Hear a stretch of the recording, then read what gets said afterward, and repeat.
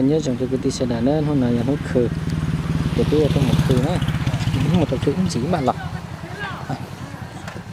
nó ra khác như là chỉ ta lá em mà ta khử ít liệt à khử ít liệt chứ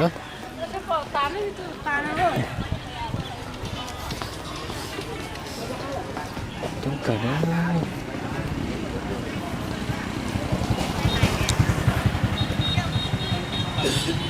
nhưng mà giống như chị không á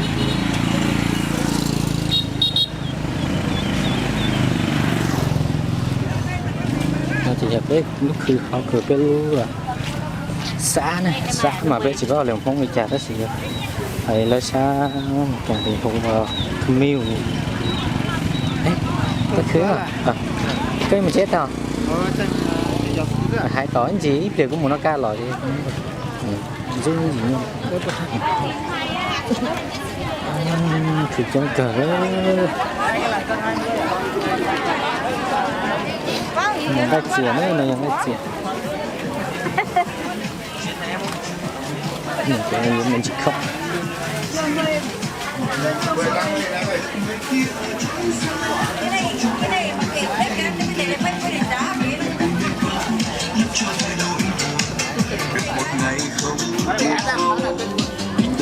mùi với già chúa từ chuyển nhớ là phê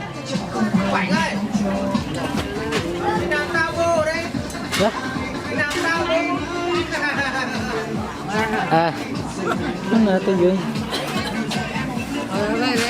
tôi nói thì chủ nhà bé lui thường nó thêm mua đó nữa lời tha đấy chả chỉ mua đi mua cho em người ta không mua được đâu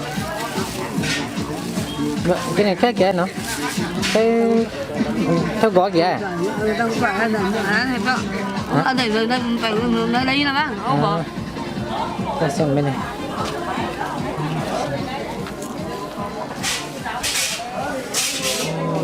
mua bánh đi bánh mua đi cô cho cháu 20.000 với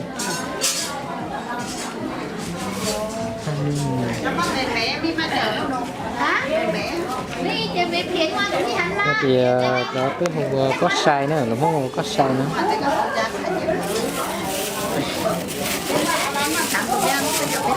Đi hắn nè. Có size này. Đi chơi mình no nữa thì cái làm tôi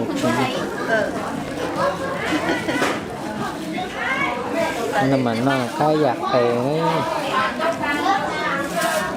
20.000 bằng đấy hả cô? chưa bà làm 2 gói. 2 gói. Thế làm 1 gói thì cái là 2 gói cho thêm 1 gói nữa đi 30.000 nhé. Lấy 10.000 đưa啦. Được à? Bác cho thêm 10.000 bên kia đi, mua cả 2 bác. Mua cả 2 bác làm Mua giữa đó từ nó cho mình về lấy cho anh cho cái tí gì nữa. Cái này cho cái tí gì là cho bác uống cái chăm phong chỉ chắc uống liền. Kì, ở từ kia kì, vừa này ngầu chia cái này, cái tầng nó vừa ngầu chia. Hai bạn ở đây kìa.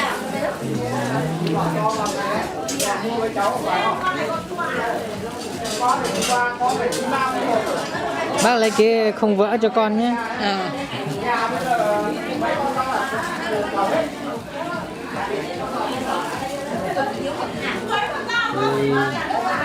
Cái con này thành chục cá cỡ.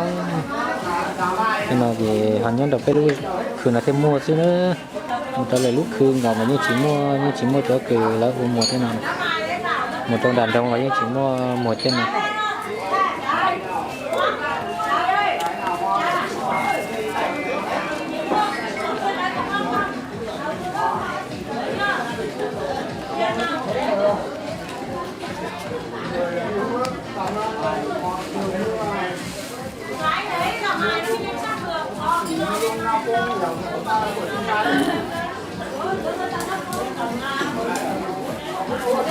Em trả tiền cho mình. Để em xem mình. 30.000 phải không ạ?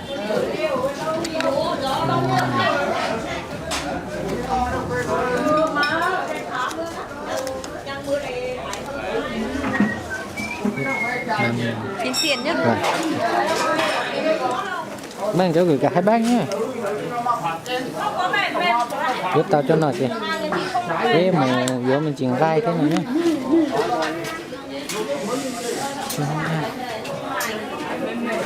Anh thì ba chỉ bao tiền hả?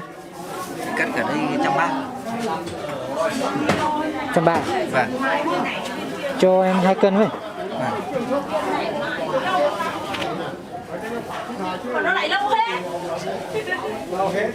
Cái tại để vô mình chỉnh gai của nó nhá.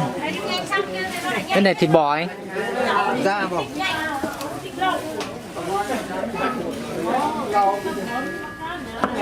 Bây giờ trong bò này cho nó dạng bò đun. Bò đun cái sợi nó nhiều lắm. 2 cân 3 này hết. Đã. 2 cân 3 này hết. Lấy 2 cân thôi. Anh cắt cho em 2 cân thôi. Vuông vuông là chắc được.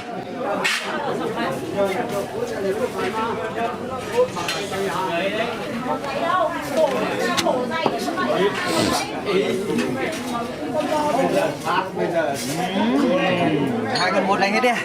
Vâng được ạ.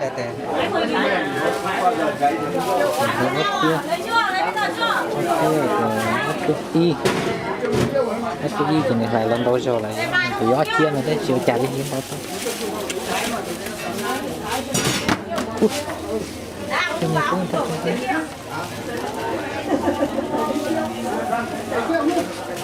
anh cho em thêm mấy cái túi Vâng vâng. tóc mang đi xa rồi nữa. Trời ơi, ta đi mua 8 thì một cân bán thế này. Bây giờ tôi dùng tay cái rồi cầm chén nữa ít biệt chúng là đã thì cuộn đi gần tới Honda District.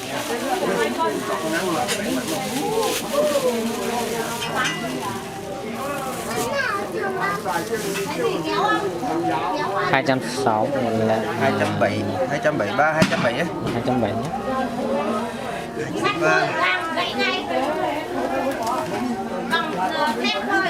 Gang làm cái túi giày kia thì về gãy ngay. Được. Kéo không em?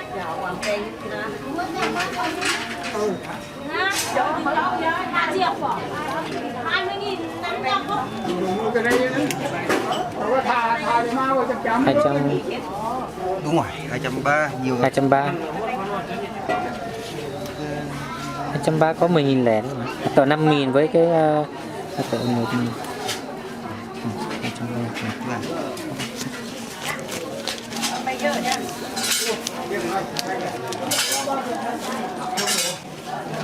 Gạo anh, gạo là to là 9 quá.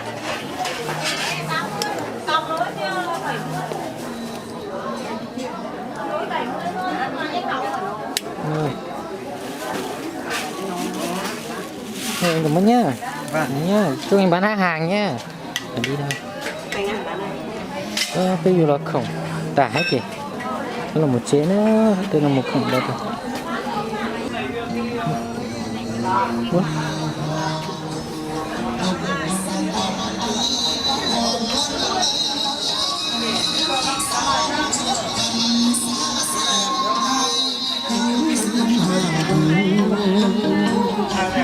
Nó chỉ mới chỉ ở giọt khơi chứ nó để giữ ít liền thì nó tới yêu mùa làเลยmà họ lừa là bây giờ mà họ lừa chỉ mà họ lừa cứ tuột gì tao khơi vậy mà tuột thay tuột sẽ để sai tuột súa dài có lúc thì nó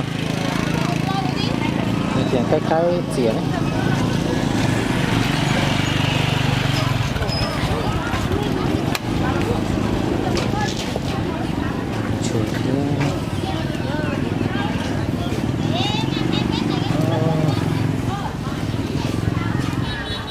Cho là tà là đó có một cái tà này bây giờ cho là một chi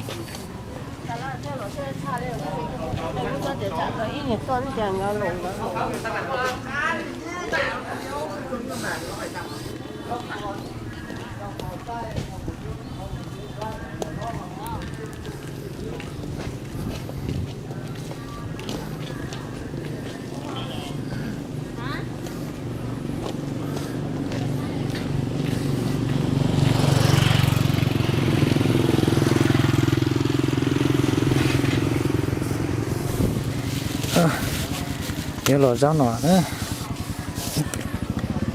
một số nọ cái chụp đi để cho một chế nữa cho bút cháu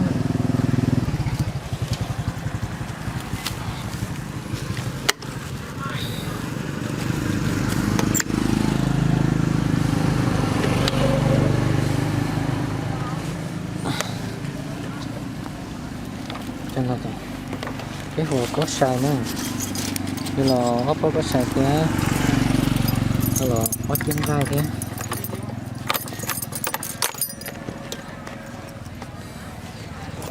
thì nó chỉ biết là một chế lý nữa